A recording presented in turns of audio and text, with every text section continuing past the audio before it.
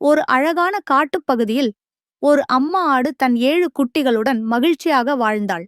அவளுக்கு அவை மிகவும் பிடிக்கும். அவள் தினமும் அவற்றை கவனித்து பராமரித்து வளர்த்தாள். ஒரு நாள் அம்மா ஆடு காட்டுக்கு புல்லைத் தேடிப் போக வேண்டிய நேரம் வந்தது. போவதற்கு முன் குட்டிகளிடம் சொன்னாள். குட்டிகளே, நான் வரவரைக்கும் வீட்டுக்குள் இருங்கள். வெளியே யாரிடமும் பேசாதீர்கள். ஓநாய் எப்போதும் நம்மை பிடிக்க முயற்சிக்கிறான். அவன் மோசமானவன். அவனது குரலும் கரமும் கடுமையானவை. அவனை அடையாளம் காண்பது சுலபம். குட்டிகள் தங்கள் அம்மாவின் வார்த்தைகளை நன்கு நினைவில் வைத்துக் கொண்டார்கள். அம்மா ஆடு காட்டுக்குப் போனதும் ஓநாய்க்கு ஒரு திட்டம் தோன்றியது. அவன் ஆட்டின் வீட்டிற்குப் போய் கதவைத் தட்டிக்கொண்டு மென்மையாக, குட்டிகளே, கதவைத் திறங்கள், நான் தான் உங்கள் அம்மா. என்று சொன்னான். ஆனால் குட்டிகள் குரலை கேட்டுவிட்டு, இல்ல, நீ எங்கள் அம்மா இல்ல. உன் குரல் கொஞ்சம் கோரமா இருக்கு. எங்கள் அம்மாவா நாங்கள் அடையாளம் காண முடியும் என்று கூறிவிட்டார்கள்.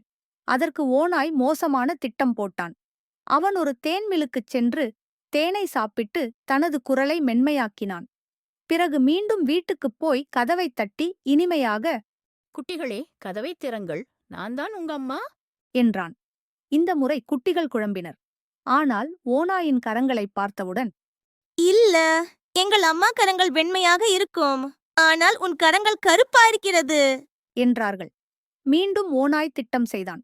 ஒரு பேக்கரிக்குப் போய் ஓநாய் தனது கரங்களை மாவில் நனைத்து அவற்றை வெண்மையாக்கினான்.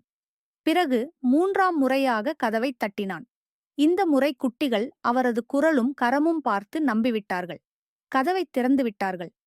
ஓநாய் வீட்டுக்குள் நுழைந்து எல்லா குட்டிகளையும் விழுங்கினான்.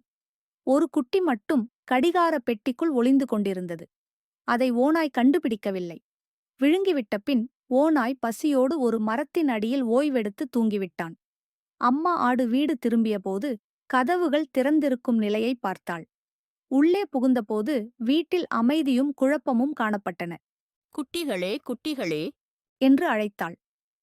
பதில் எதுவும் இல்லை. அதற்குப் பிறகு கடிகார பெட்டியில் இருந்த சிறிய குட்டி வெளியே வந்து கதையை சொன்னது.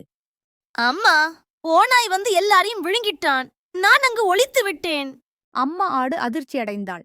உடனே அந்த குட்டியுடன் ஓநாயைத் தேடிக் கிளம்பினாள். சில நேரத்திற்குப் பிறகு ஒரு மரத்தின் அடியில் ஓய்வெடுத்து தூங்கிக் கொண்டிருந்த ஓநாயைக் கண்டாள். அவன் வயிறு பெரிதாக இருந்தது. அவள் மெதுவாக அருகில் சென்று ஓநாயின் வயிறை வெட்டி எல்லா குட்டிகளையும் மீட்டாள். எல்லோரும் உயிருடன் இருந்தனர். பின்னர் அந்த இடத்தில் கற்களை எடுத்துப் போட்டு ஓநாயின் வயிற்றைத் தைத்து மூடினாள். ஓநாய் விழித்து மெல்லமாக நடந்து போகும்போது திடீரென தேனீக்கள் அவரைச் சுற்றிக் கொண்டு பறக்க ஆரம்பிக்கின்றன. அவன் அவதியெடுத்து ஓடிக்கொண்டே இந்த காட்டை விட்டு ஓடிவிட்டான்.